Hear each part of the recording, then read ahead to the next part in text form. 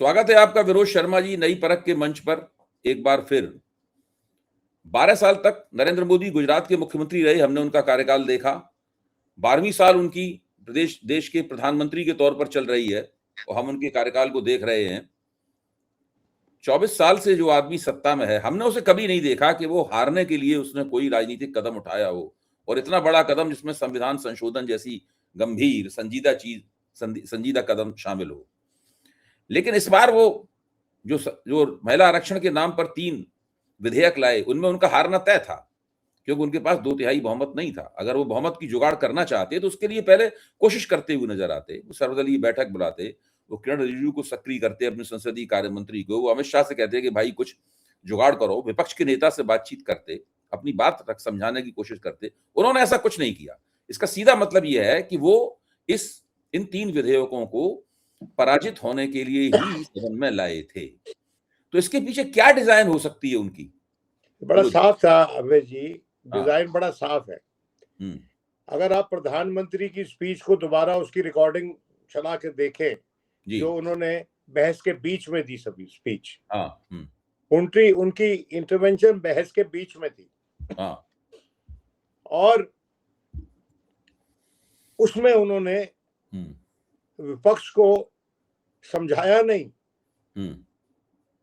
अपनाया नहीं, दोस्ताना नहीं रवैया रखा उसके प्रति। वो अपनी बात से विपक्ष को डरा रहे थे कि अगर आप इस बिल को हरा देंगे तो महिलाएं आपको कभी माफ नहीं करेंगी, और महिलाओं में एक जागरूकता है।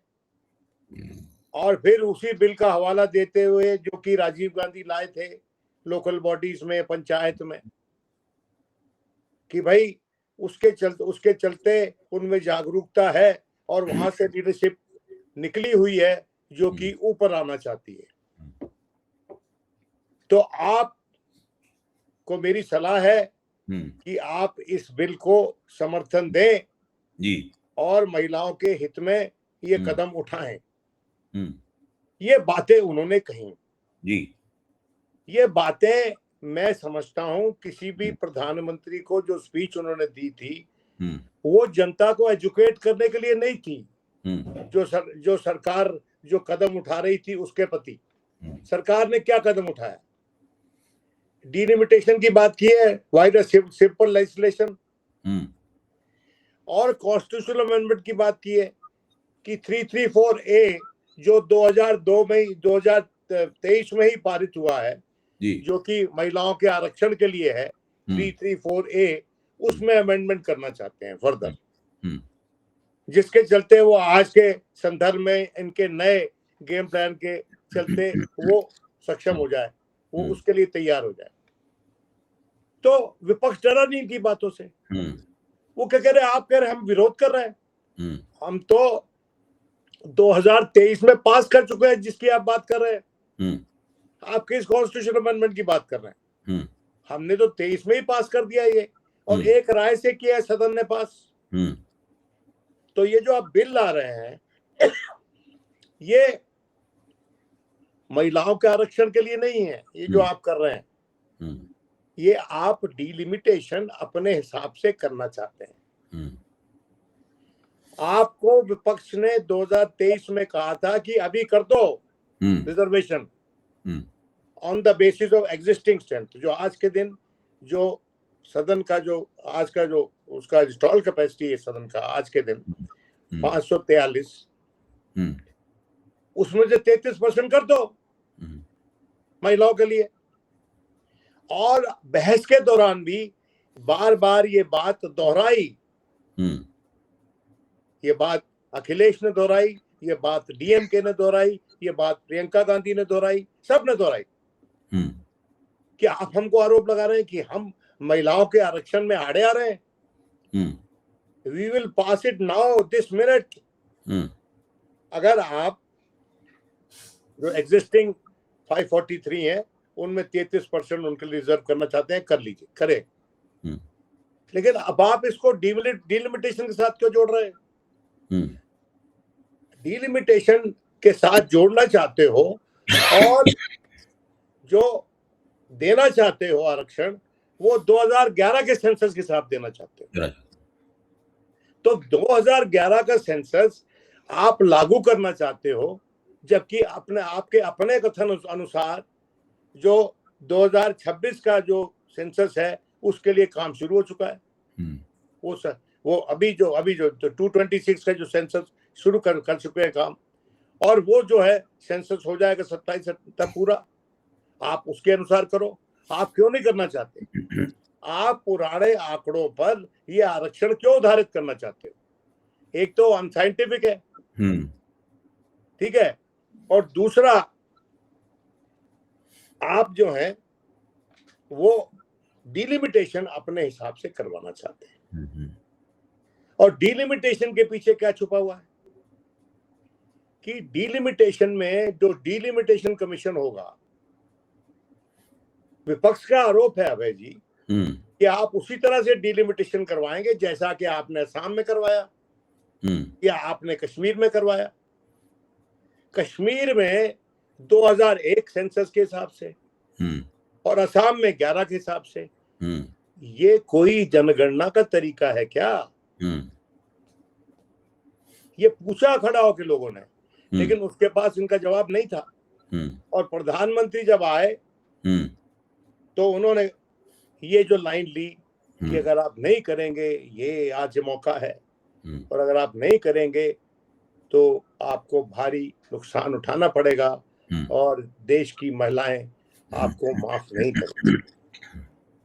ये आरोप जो लल्लन सिंह हैं, जिनको कि मैं आज के दिन बीजेपी का मेंबर मानता हूं, जेडी को नहीं, जेडीयू का नहीं मानता, वो खड़े हो कह रहे हैं कि आरक्षण में जब गतिरोध पैदा किया लालू ने, तो वहां की जनता ने आज तक माफ नहीं किया। जो 50% वो नीतीश कुमार ने दिया, उसमें जो आपका विरोध था, वो आज तक जनता नहीं भूली है। तो ये पूरा काम एक सुनियोजित तरीके से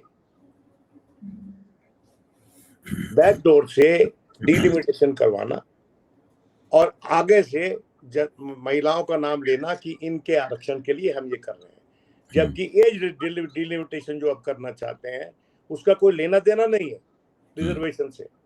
वो तो 2011 के हिसाब से आप करवा रहे हो, सेंसस के हिसाब से करवा रहे हो। तो मैं ये समझता हूँ कि ये पूरा जो एक छलावा था, ये पूरा बिल जो था, और उनको ये लगता था कि हम इसमें से मुद्दा निकाल लेंगे कि विपक्ष ने विरोध किया है, और वो मुद्दा लेकर हम जनता के बीच में जाएंगे अगले इलेक्शन में और आने वाले तमिलनाडु और बंगाल के इलेक्शन में। लेकिन मामला पड़ गया उल्टा। वो तो कह रहे अभी कर लो, और 2000 और जो एग्जिस्टिंग स्टेट था उसके बेसिस पे कर लो, 1/3 543 में से अभी कर लो। आप 850 की बात कर रहे हो कि 850 बढ़ जाएंगे और प्रोपोर्शन में हम साउथ के सीटें बढ़ा देंगे।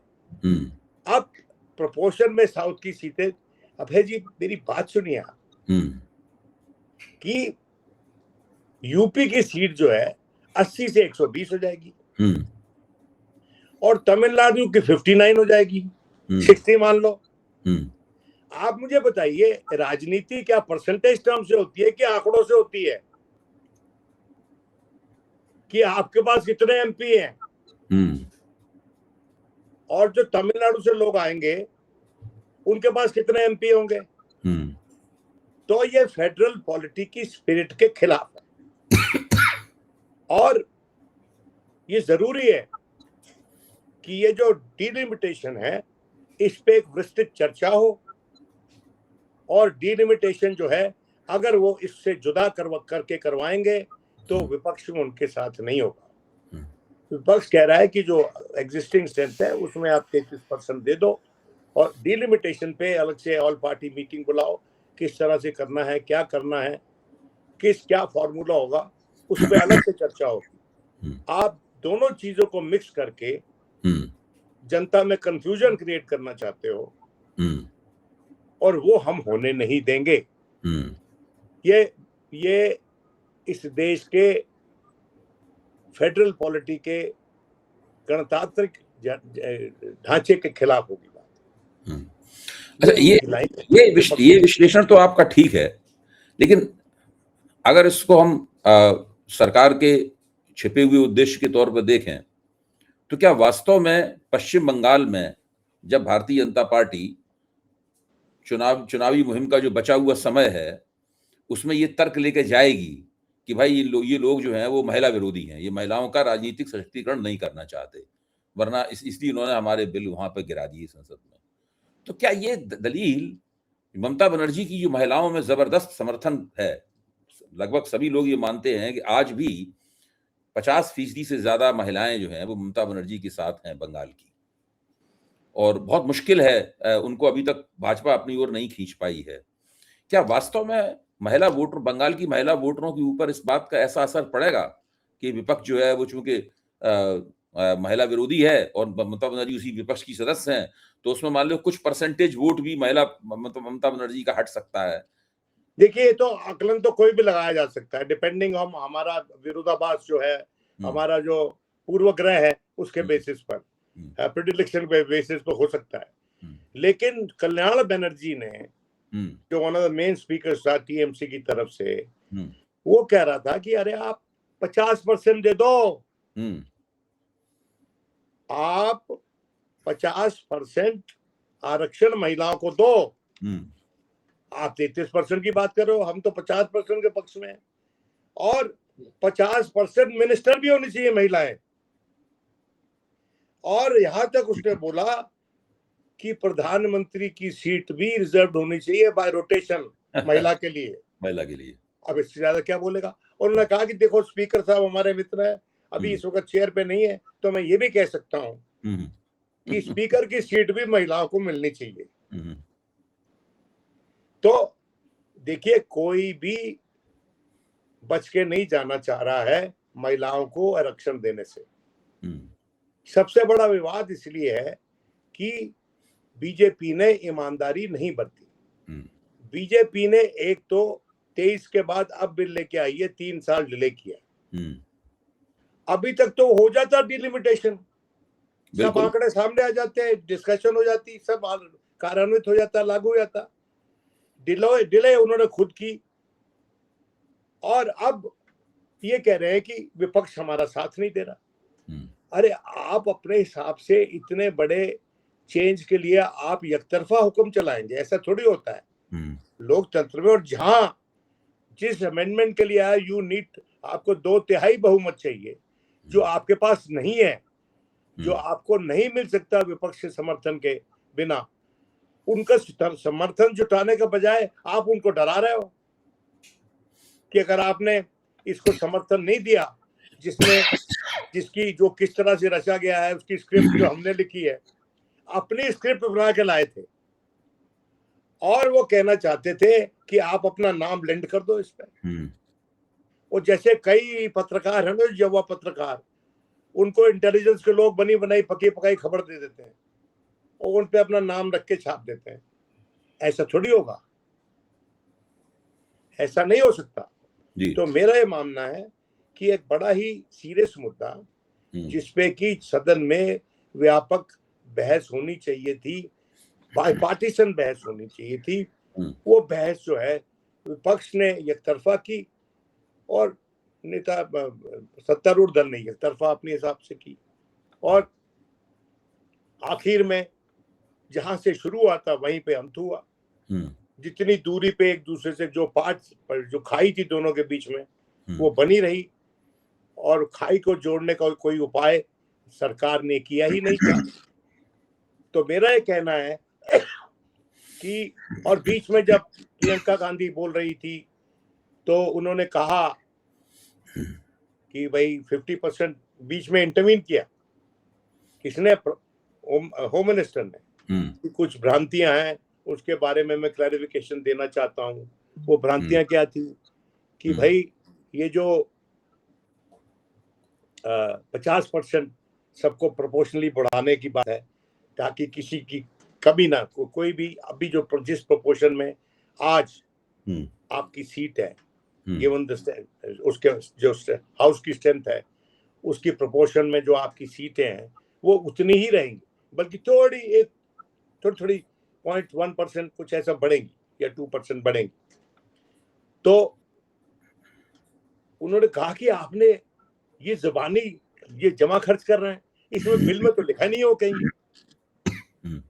तो मैं आपको खड़ा होकर इस सदन में बता रहा हूं कि मैंने ये बिल पायलट किया है कि ये होगा जो मैंने कहा है।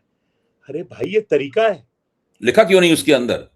प्रिसाइसली लेजिस्लेशन में नहीं लिखोगे आप, आपके वर्ड ऑफ माउथ पे चलेगी।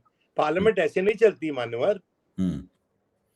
लेकिन देखिए, यही प्रॉब्लम होती है। मैं हमेशा कहता था, देखिए लोग मजाक उड़ाते थे कोलिशन गवर्नमेंट्स का पहले, अभय जी। तो मैं कहता था कि ये आप गलत मजाक उड़ा रहे हो। क्यों? मैंने कहा जो फेडरल पॉलिटी है वो मिलीजुली राजनीति में मजबूत होती है। और मैंने कहा देखो, एक जमाने में डीएमके जिस पे आरोप लगता था कि it was kind of it, कुछ तबका उनमें सेपरेटिस्ट भी था। आज के दिन it has developed a stake in the survival of the centre. जो सत्ता में भागीदारी जो प्रतिबद्ध करती है दलों को देश के प्रति, देश के लोगों के प्रति, और जो हमारा अंदरूनी सिस्टम है उसके प्रति, और जिस तरह से आज के दिन किया जा रहा है, अबे जी, विपक्ष की जितनी बड़ी पार्टीज हैं सारी विरोध में खड़ी हैं। यहां तक कि आम आदमी पार्टी भी विरोध में, अकाली दल विरोध में बोली, हरसिमरत कौर आज। तो हर कोई विरोध में है, छोटी हो या बड़ी पार्टी हो विपक्ष की। तो विपक्ष को एकजुट कर दिया है बीजेपी ने अपने कार्यकलापों के जरिए। लेकिन इस मुद्दे पर पूरा सदन एकजुट होना चाहिए था। बिल्कुल बिल्कुल। तो डिवाइड इन्होंने वर्टिकल कर दी। एक अच्छा इनिशिएटिव जो था वो डिवाइसिव हो गया, क्योंकि आप गलत तरीके से लाए। कोई भी, हर किसी विपक्ष के स्पीकर ने खड़ा होकर बाहर बोला कि हम महिलाओं के लिए आरक्षण के प्रति उसके खिलाफ नहीं है। हमने तो 2023 में वोट डाला उसके पक्ष में। हम जो उसकी आड़ में आप डिलिमिटेशन ला रहे हो, हम उसके खिलाफ। और डिलिमिटेशन से हर किसी को डर है, छोटी बड़ी सब पार्टीज को डर है कि ये अपना वर्चस्व स्थापित करना चाहते हैं। 2029 की तैयारी अभी से।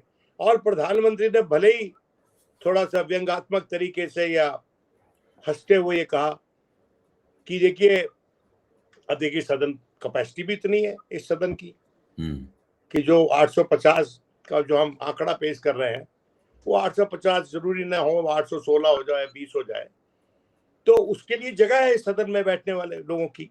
लेकिन लोगों ने पूछा, जो लोग सही में पार्लियामेंट में डिबेट चाहते हैं, they want the parliament to be a debating forum और कानून तराशी का फोरम हो डिबेट के बाद।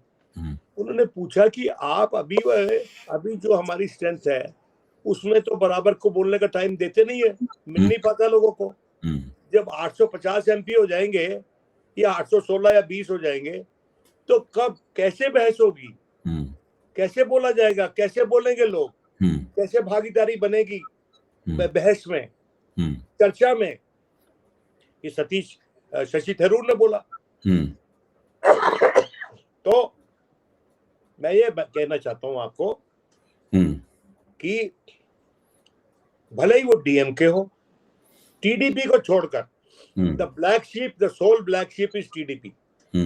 बाकी क्षेत्रीय दलों में से कोई भी प्रमुख क्षेत्रीय दल जो शिंदे सेना है वो उसको छोड़ दीजिए, लेकिन यहाँ पर जो ठाकरे की सेना, उद्धव ठाकरे की, उसने जम के बोला और आम आदमी पार्टी ने जम के बोला, और आम आदमी पार्टी के तो कई लोगों ने जम के बोला।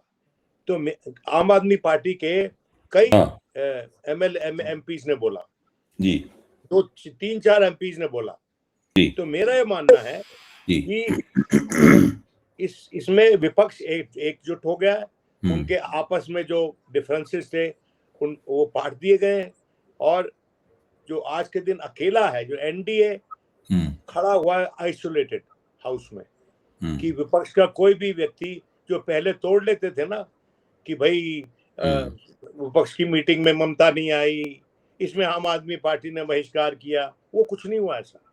इसमें सब इकट्ठे हो गए, उनको पता चल गया कि इसके पीछे ये बिल लाने का राज क्या है, ये देर से क्यों जागे। तो मेरा ये मानना है कि